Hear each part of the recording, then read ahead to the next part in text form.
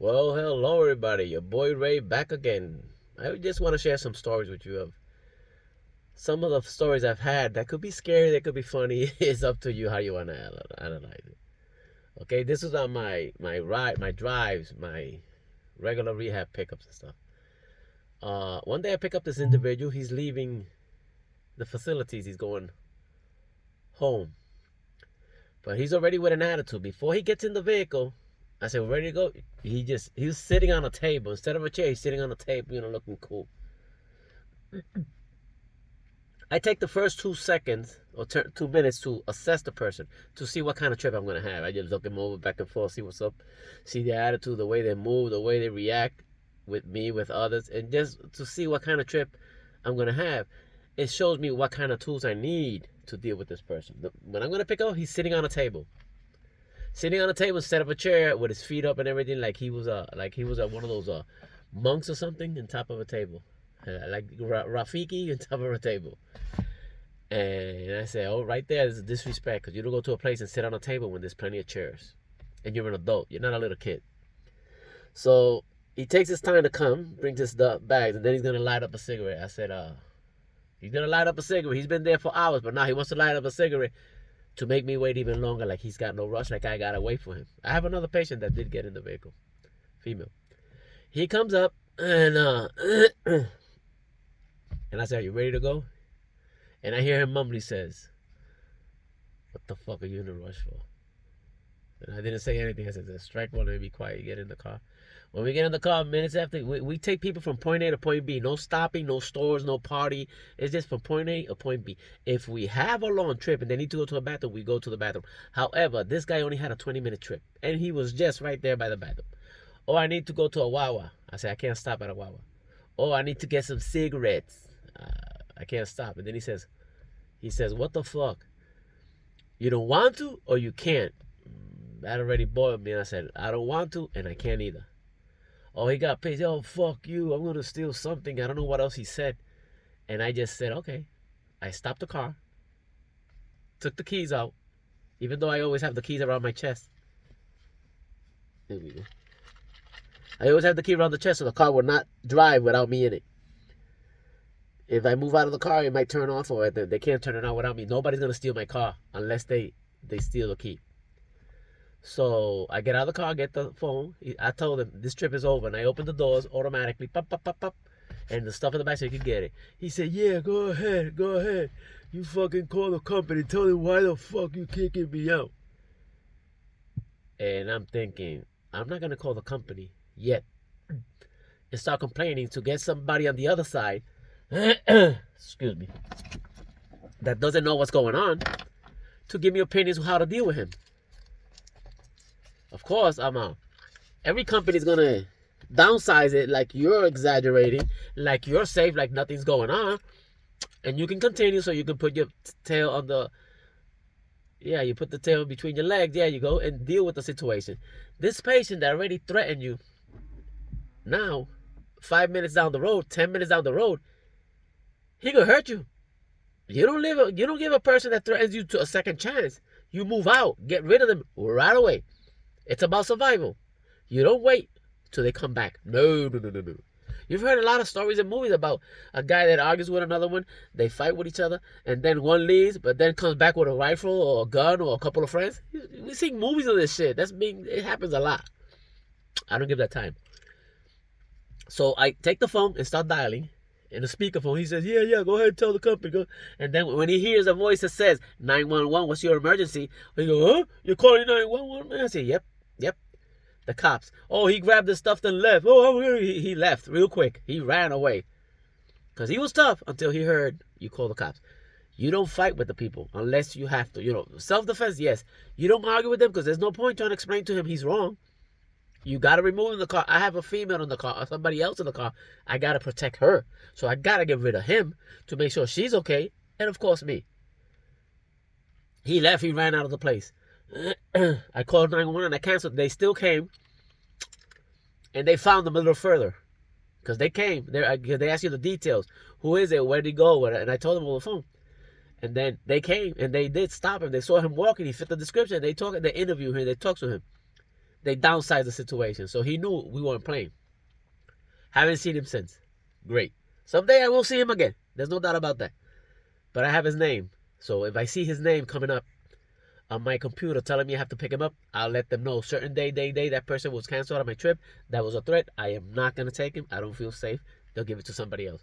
But I write the name. I keep the name in a record, my own personal record, for defensive purposes, of course. Another one was a girl I picked up at Newark. I used to work nights, Saturday night,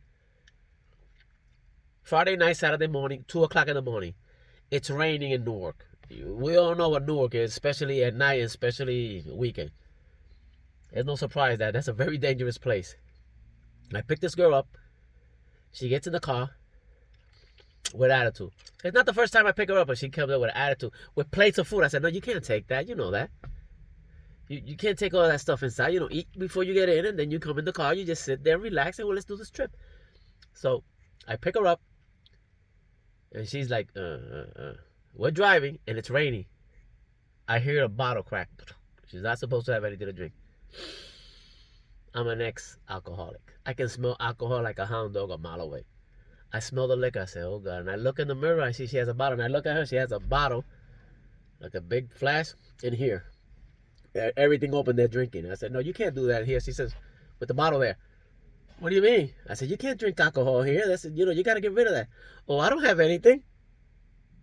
I'm like, what? I don't have anything to drink. I said, she didn't even bother to put it somewhere else. She had an original bottle of alcohol. And I said, Dad, that you have sticking out your pocket. What are you talking about? I said, look, I opened the door. You got to get out. You got to get rid of that, or you can't go with me. Oh, I'm going with you. I don't have anything on me. I said, you got to get out of the car. This trip is canceled. No, I ain't going anywhere. I said, no problem. 911, the police come. What's the problem? I explained to them. They pull her out of the car, and of course, I move out of the car. And they interview me. I tell them what's going on. I said, look, this person has alcohol in them, and they don't want to pay attention. And I tell them to get rid of it so we can continue. And I'm giving the person a break, but they don't want to. It's a risk, and it's dangerous, and it's against the law. Open container law in a vehicle. She's not going to get messed up. I am. The company's not going to say, oh, you're working for us, so we'll back you up. No, they'll say, why did you allow that? So they talk to her. Look, ma'am, the cop tells her, ma'am, I don't know what you have there. The cop doesn't want to get, he doesn't want to make a, it's in Newark. He has like 50,000 cases. He doesn't need another one, especially when it's not a high risk one. He says, look, ma'am, I don't know what you have on you. Whatever it is, there's a trash can right there. Get rid of it. He is willing to take you to where you need to go if you just throw that away and continue the trip. She said, I don't have anything. He said, ma'am, come on. Just go ahead and do it. And you will. She said, no, I don't have anything. He says, well, ma'am, your trip is over then. You're on your own. Oh, who's going to take me? He says, ma'am, you're an adult. You're on your own. He told me, hey, thank you very much. See you later. And she stayed in the middle of the freaking rain with all her luggage, thinking that can't happen to her. You're an adult.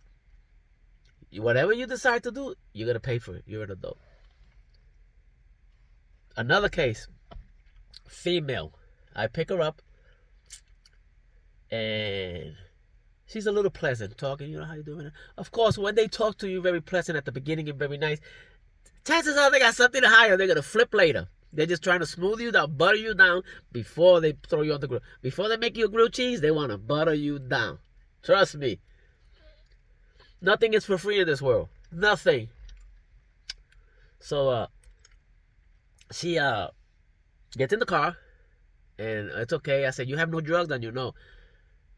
No drinking or anything, or no smoking in the car of any kind. No, I got nothing. I just to make sure that she hears what I'm saying, and she accepts that she heard it, so she can't deny it later. We have cameras here. Good. So she's talking to. 2 seconds later, I hear like. I look in the mirror. She's got a crack pipe. I stopped the car. I said, didn't I just tell you you can't smoke in here, and you're still smoking? Oh, but I thought, playing stupid, like I thought you were talking about cigarettes. Yeah, crack is, you can do that everywhere. Cigarettes is something that's a problem. I said, you know what? I opened the door. This trip is canceled. She was on the phone with a friend. At the same time, I said, you know what, this trip is good. No, but you can't do this. I'm not doing anything to do. You did it to yourself. You don't follow instruction. If you can't follow simple instruction like that means you have no respect for me. I'm not going to deal with you. You got to get out. No, but please. We got out.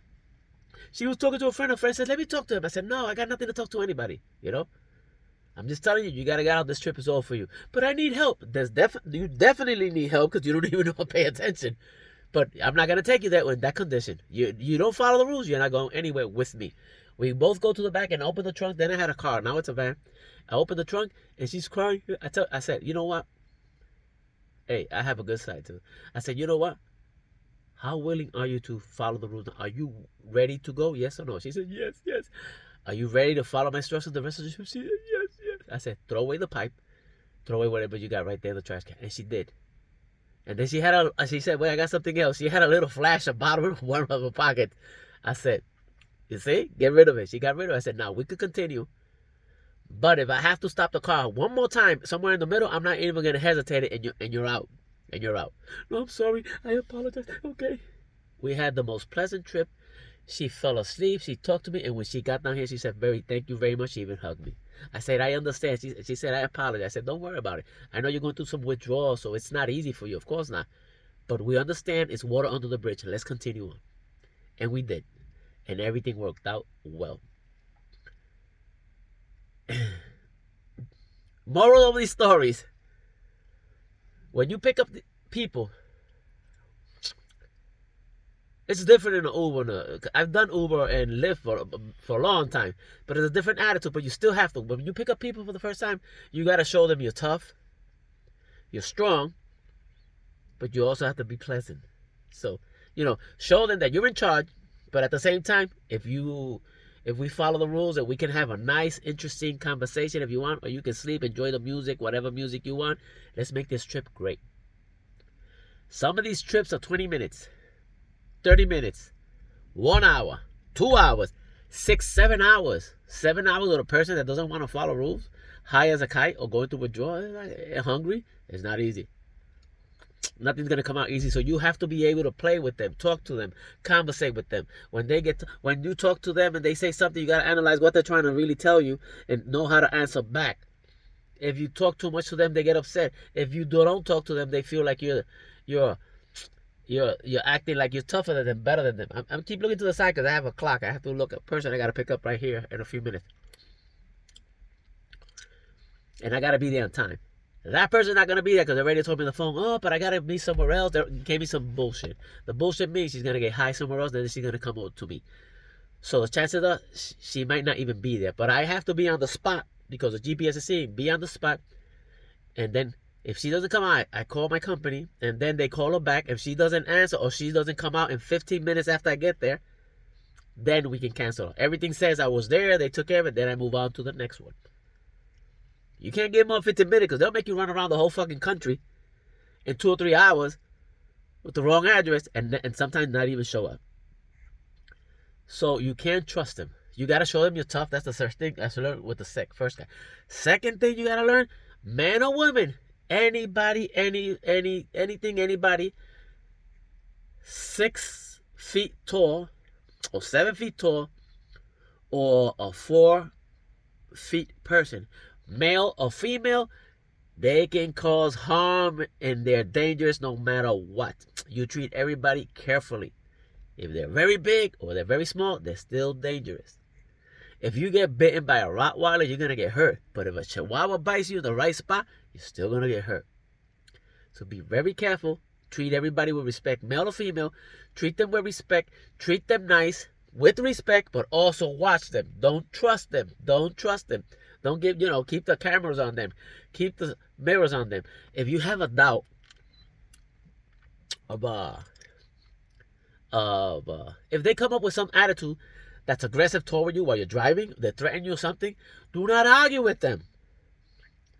I've done it before. You find a nice spot. You keep driving like you're the idiot, like you're the punk. That's why I don't know if that's what they call it, right? Like you're the punk because whatever he's saying, you're paying attention. You just find a right spot. Park the car, get out and tell them. Now you get the phone and you call the cops, you say, get the fuck out. I've done it before. When I was doing Uber, I had these people I picked them up. They were fighting in Atlantic City. They were both fighting, but he was getting aggressive with her. And I said, can you stop this so I get you to the point? I was an Uber. I'm just trying to get from. It was only 15 minutes away. I said, if you guys don't stop this, I have to stop the trip and you have to get out of my car because I can't have you arguing back there. I told him, I can't have you trying to beat up on your woman on a car, in my car. No, I'm okay. He continued 2 minutes later. So I'm driving to Atlantic City. I'm going from Atlantic City, let's say, Golden Nugget area, yes, toward the hotels that are a little bit out of Atlantic City, toward Margate. But correction, toward Ventnor. When you go from Ventnor toward Pleasantville, there's a stretch there of low-level hotels. That's where they were going. So, and I'm in during Atlantic City is arguing and I'm taking a different street. I already had said, you know what, I'm not going to argue with these two. Taking a different street, they're still arguing. She says to him, hey, something's wrong with this trip. He says, what do you fucking mean? He says, he's not driving us to the hotel. She's very familiar with the area. He says, what do you mean? And I just kept quiet. I went up the Ohio Avenue, toward the bus station. Inside the bus station, where the buses stop, there's a lot of police cars always parked. I didn't argue with them. I pulled in right all of a sudden, stopped right in front of the cops, opened the door. I said, get the fuck out of my car right now. But, of course, the cop sees that. The cop comes up. What's going on? I said, no, I just want these people to get out of my car right now. And then the guy said, no. The guy, of course, he's not going to argue. No, okay, we're okay. He took his time. Okay, I'm sorry. He left. Make sure before you confront them, you are protected. You have some security. Don't jump anybody the dark way. Don't fall for it when you're in a dark alley late at night when you're out of the way. Look for the cops. Look for the police station. Look for the ambulance. Look for the public. Look for a safe place if you're going to leave them. And the last one with the woman, the one that did the crack, you have to forgive. You have to understand because these people are going through some kind of withdrawal.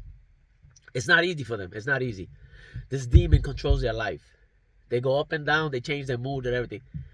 And you have to protect yourself, the property, everybody in the vehicle, but you also have to protect them.